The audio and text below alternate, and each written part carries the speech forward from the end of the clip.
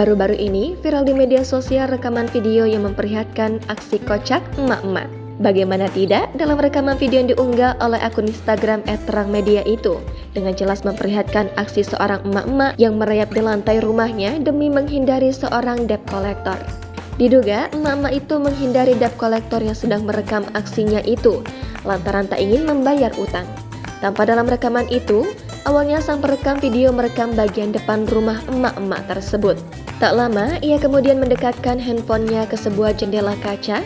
Dikira tak ada orang, rupanya dari dalam rumah terlihat ada emak-emak yang akan ia tagih membayar utang itu.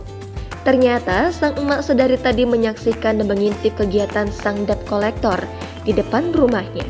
Namun karena takut aksinya itu ketahuan, ia pun terlihat mengendap-endap dan merayap di lantai agar tidak mengeluarkan suara saat bersembunyi. Tetapi ternyata aksinya itu tetap ketahuan berkat kamera handphone yang didekatkan sang debt collector ke jendela kaca. Warganet yang melihat tingkah kocak emak-emak itu pun lantas menyebut sang emak layaknya seekor buaya hingga cicak. Bahkan salah satu warganet menyebut sang emak sedang cosplay. Sayangnya hingga kini belum diketahui kapan dan di mana kejadian itu terjadi. Kelanjutan dari kejadian itu pun juga belum diketahui.